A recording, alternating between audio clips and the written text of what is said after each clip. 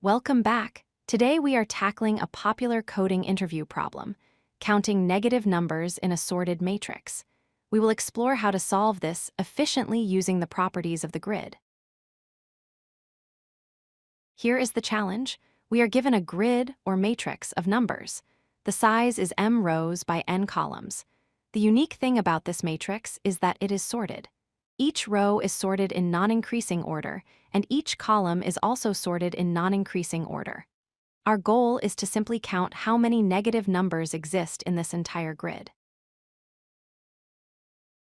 The most straightforward way to solve this is the brute force approach.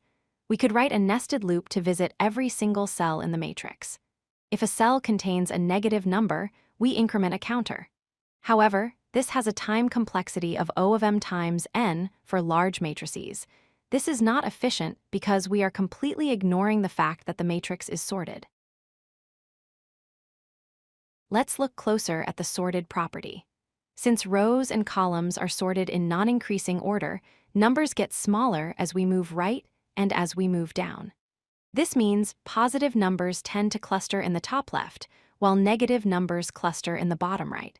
We can visualize this as a boundary separating positives and negatives. To optimize, we can use a staircase search strategy. Instead of starting at the top left, let's start at the top right corner. This is a strategic position. Why? Because if the number here is negative, we know that every number below it in the same column must also be negative because the column is sorted. If it is positive, we know we need to move left to find smaller numbers. Let's trace this with an example. We start at the top right cell. The value is -1. Since this cell is negative and the column is sorted in decreasing order, every cell below it is also negative. We found 4 negative numbers in this column instantly. We add 4 to our count and move our pointer to the left. Now our pointer is at the value 2. This is a positive number. Since the row is sorted, we cannot be sure about the numbers below us yet, but we know we need to find smaller numbers. So, we simply move down to the next row. We continue this logic. In this later step, we moved down until we hit a -1 again. Once we find a negative number, we know all numbers below it in that column are also negative. We add the count of those remaining cells to our total and move left again.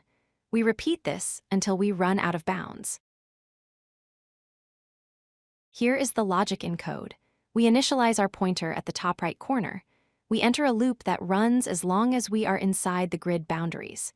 If the current value is less than 0, we add the remaining number of rows to our count and move left by decrementing the column index. Otherwise, if it is positive, we move down by incrementing the row index.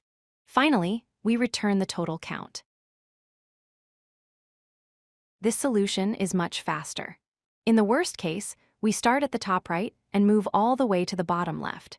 We move at most m times down and n times left.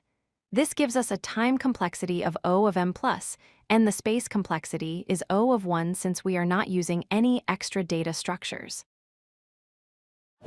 If you like this video, hit that like button and don't forget to subscribe. Visit codelucky.com for more such useful content.